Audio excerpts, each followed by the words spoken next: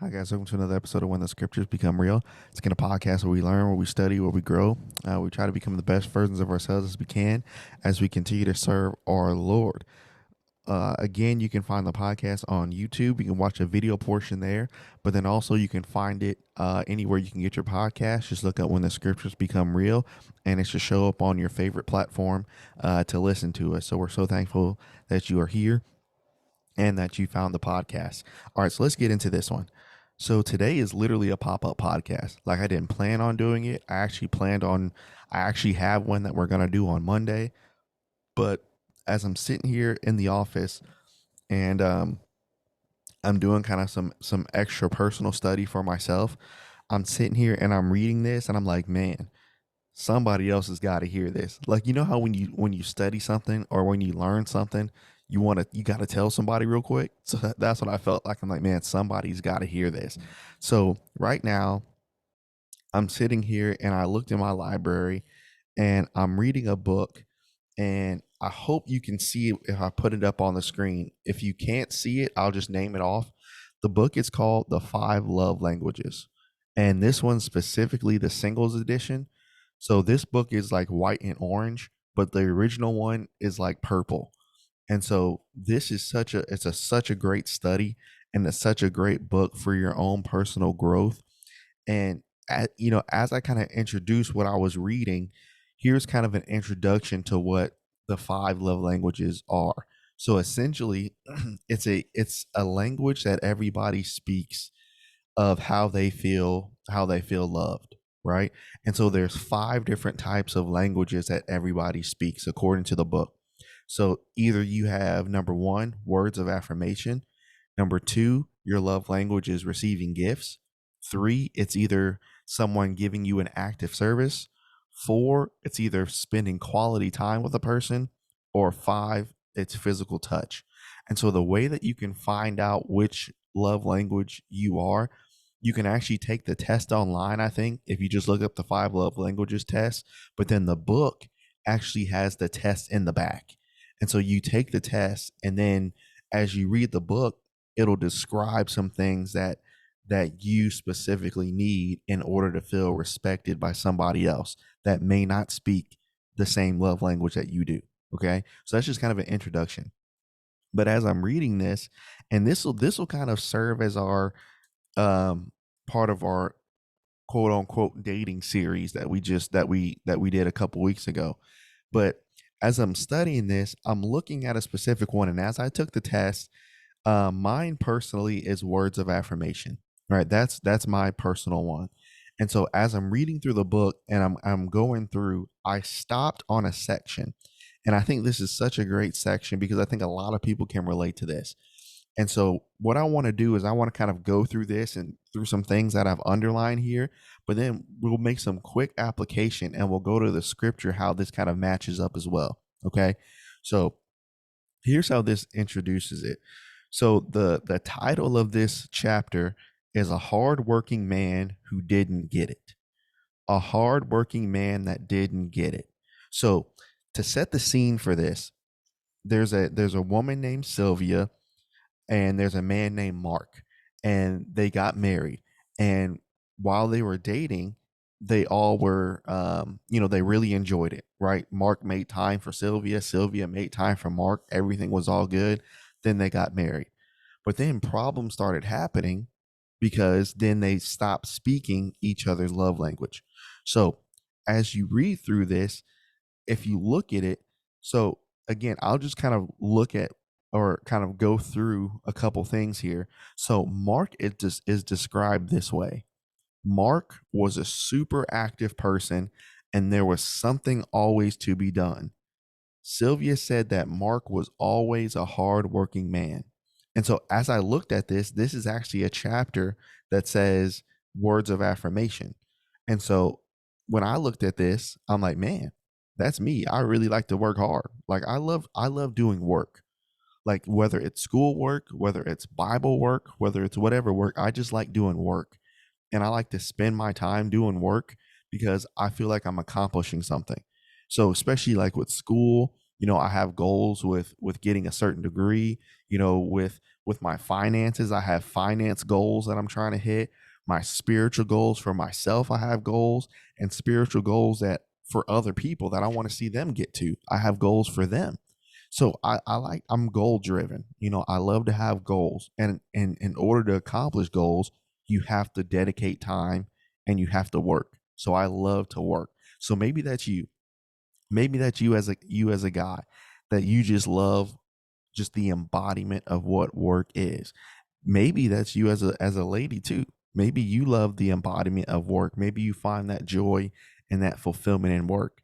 So the problem was, Mark's love language was that he was a very, very hardworking man.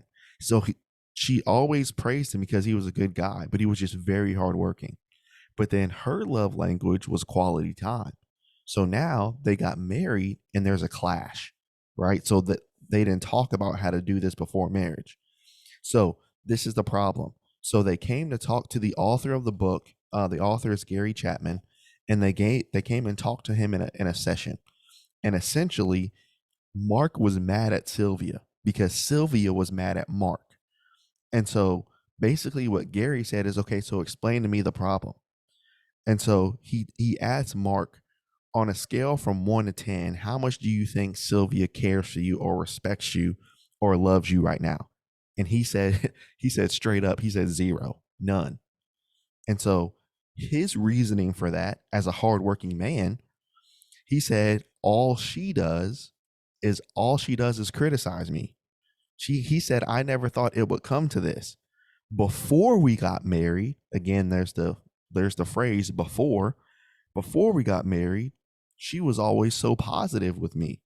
When I did something, she praised me. When I did that, she praised me. Now, when I do work around the house or when I do work in general, I just get criticized. So remember, Mark's primary love language was words of affirmation. But then Sylvia's language was quality time. So all Mark is doing is projects at work. All Mark is doing is projects with other people. All Mark is doing is all types of housework. But all Sylvia wanted was just a conversation on the couch. All Sylvia wanted was just a walk around the park. All Sylvia wanted was just to take a drive in the country. So she was mad at Mark because she said, well, Mark is always too busy. So Mark's love language was words of affirmation. Sylvia's love language was quality time. Now each person is complaining why they're not receiving something from the other person. So Mark's complaining because, well, she doesn't appreciate the hard work and the hardworking man that I am. Sylvia's complaining because I'm not getting the quality time that I need from this man. So now you got a constant clash. So notice the problem here. And this is so great. The problem here is that they're fighting a battle that can just be fixed, according to the book, what he talks about, that can be fixed with communication. But because what the problem is, they both assumed that the other person would know exactly what to do. He should know this. She should know this. Assuming never works. Remember, we talked about that in the previous podcast. Assumptions are the termites of any type of relationship, whether with parental or dating or even brethren relationships. Assuming is literally the bug termite of relationships. And that's what it does. So now you got this problem. And so now what happens is, as they're talking, Sylvia says, well, I understand how Mark feels now because I've been condemning Mark. I see him and I see myself as criticizing Mark all the time because of what I don't receive. Then Mark says, well, I see what Sylvia needs because then I was criticizing her. So now do you see the issue and the problem? Both sides weren't receiving the type of language that they needed. So both sides on their own, their solution was, well, I'll just criticize them. You're not doing this. You're not doing this. You're not doing this. You're not doing this. The other side, well, you're not doing this. You're not doing this. So do you realize how on each side, both of them in a marital situation were extremely selfish? Mark was selfish because, well, she doesn't appreciate me. Sylvia was selfish because, well, he's not stopping everything that he has to do to give me more time. See, you can't make a person stop. There always got to be compromise there. And so this is how they compromise. Mark said, okay, I'm going to set some time throughout the week where I'm going to give you my undivided attention. Then what Sylvia said for her compromise, Sylvia said, well, now I understand, Mark, you're one of the most hardest working guys that I know, and you're actually a good guy. So Sylvia said, I'm going to start to understand when things come up because I understand you have to work. So now they both started to communicate. Now, here's the great thing about learning how to do this. This was their problem. They didn't learn to do this until after marriage. So remember, we're talking about the process of dating a person. This is why dating a person has to be informational. What's your, what are some things that you need? What is your love language? What are some things that you desire? What are some things, how can I help you grow spiritually? This is why you really got to talk to the other person as you're dating. It can't always be just, the event of going somewhere or just the event of doing something. There has to be some communication and there has to be some talk in there. So as we read through this, I want you to notice what Gary says here. He says this was Sylvia's and this was Mark's original problem. He said without this type of mature emotional love, their individual differences became battlefields, and both of them questioned the wisdom of their own marriage. So think about this. How many personal battlefields are there among people because of the natural differences between us? Instead of fighting the problem, we fight each other for what we're not getting from somebody else. This was their problem. Sylvia, well, you're not giving me what I need. Mark, well, you're not giving me what I need. So therefore, let's fight. And let's fight until somebody crumbles. See, that's how so many relationships end. And this is not doesn't always have to be in a marital relationship. This can be in parental. This can be with other people. But this is why you got to understand some things. So now as we kind of look at this, look at what Paul says here in the book of Romans. Go to Romans chapter 12. Romans chapter 12. Let me make sure I have the right text. Yeah, Romans 12 verse 10. So there's a way to treat one another. So remember, even in Philippians, how Paul wrote that you should be kindly affectionate to one another, and you should prefer one another, right? Let each esteem others better than themselves. But Paul also writes this in the book of Romans in verse 10: be kindly affectionate to one another with brotherly love and honor, preferring one another. Right? So there's a way that we are to handle these relationships with each other. And so as we think about this, it's so easy to become so self-centered when you're not receiving what you think you should receive. And so no wonder so many personal relationships fail, because when we get to that point, then I'm out. So this person is not giving me what I need, so I'm out, in terms of that type of selfishness. So do you understand why when you talk about building something with someone, it takes work and it takes effort? And again, this goes back to our podcast earlier that we talked about on dating. I forget the title. That was just 2 weeks ago, but I forget the title. I'm getting old. But as we do that, then we'll begin to fight one another rather than work with each other as we build. So obviously, as you learn to grow and mature, and I just want to share that with you guys because this has been such a great book as you read this. And again, try to do some personal growth on your own. I mean, there's always ways for you to get better. And again, like I mentioned before, I'm very goal oriented. I like to set goals. I don't like to go with the flow. I know some people like to do that, but I don't like to go with the flow. I like to set goals, and I like to be at a certain point when I set that goal. And so here's some things that he mentions here.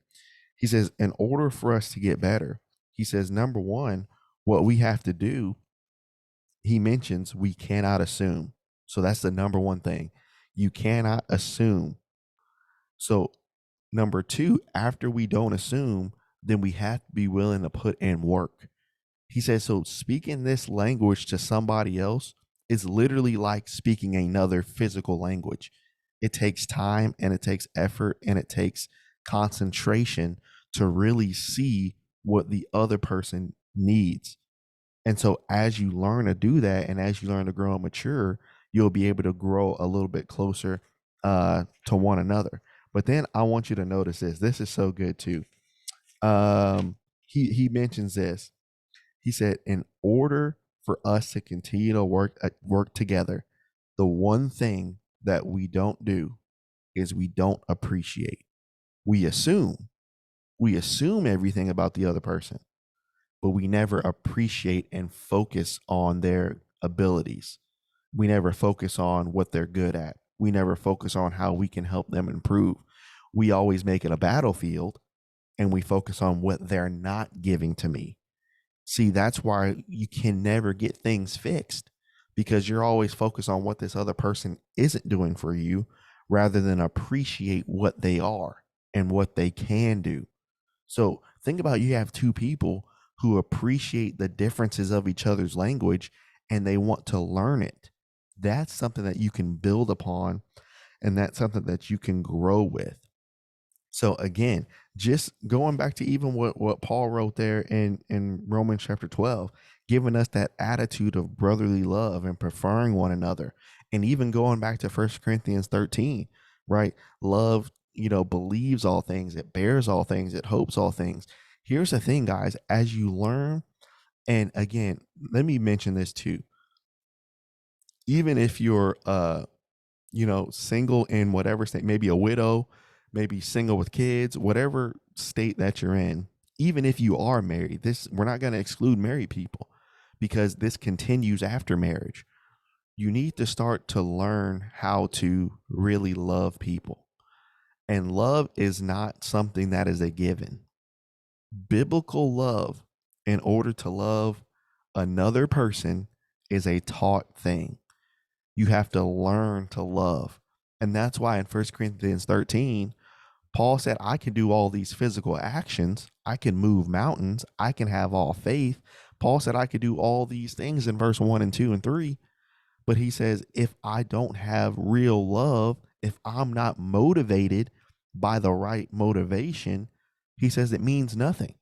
He says, I'm just a loud noise. I'm a clanging cymbal. I'm just doing things for the sake of doing them, rather than being motivated by the right type of action to really prefer my brother, to really prefer my wife, to really prefer my girlfriend, to really prefer my family, to prefer other people before myself. And so I love how Romans chapter 12 ends. There's so many things going on from verses 9 to 21, but he mentions that the demeanor that we should have with each other should be honor, should be preferring. But then in verse 21, at the very end of it, he says, be not overcome with evil. So you know how even in our own personal relationships with each other, it is so easy to be overcome with evil. So easy to be overcome. So imagine you have that same situation with Sylvia and Mark, right? Mark is words of affirmation, Sylvia's quality time. But their love becomes a battlefield and they just assume and they don't work anything out. So what is easy for Sylvia to do and for Mark to do, it's easy for them to be overcome. Well, what does that mean? This person's not giving me what I want. So what I'll do is I'll go somewhere else and I'll talk to somebody else about Mark. I'll talk to somebody else about what Sylvia's not doing. I'll talk to somebody else about how Sylvia's not this. I'll talk to somebody else about how Mark is not this. Then the other parties, they agree with you. So now you have more people on your army against the person that you should be talking to. You see how easy it is to be overcome with evil? And that's how you have divisions in the brotherhood. That's how you have gossip in the brotherhood. That's how you have, all these other things that James chapter 3 talks about, because When things don't happen in the way that I want it, when I don't get what I need, then I will be overcome with evil. It's so easy, y'all, to be overcome. But notice he said, don't be overcome with evil. But if you're going to be overcome with something, he says, be overcome with good. So even though, let's say Mark and Sylvia, even though Sylvia is not giving me what I need, I'm going to prefer her and I'm going to talk and I'm going to help her grow. Sylvia, even though Mark is not giving me what I need, I'm going to be patient with Mark. I'm going to see how I can help Mark. I'm going to grow with Mark. So do you see how you become overcome with good? So there's a difference. So how many of us in our relationships with people, even in our relationship with God, how many of us have made our love with God and with other people a battlefield? And because we don't get what we need from that person, then we become overcome with evil. But don't be overcome with that. Be overcome with good. And y'all, look, that was just a chapter, bro. That was just a chapter in the book. See, this is what, and again, like I talked about before, this is what I love about just personal growth. You meet goals and you see yourself getting better. This is how you grow, man. You find ways, you find your weaknesses, you hone them out and you get better, and then you'll be able to do Romans chapter 12 verse 10. So again, this was just a pop-up podcast. I really wanted to, I had to tell somebody. So I was like, you know what? Let me just get on a pod and do it real quick. So again, this is such a great book. And again, I would reference this. This is a great read for you guys. A great thing to have in your library. I think it's like $10 on Amazon. So easy to get.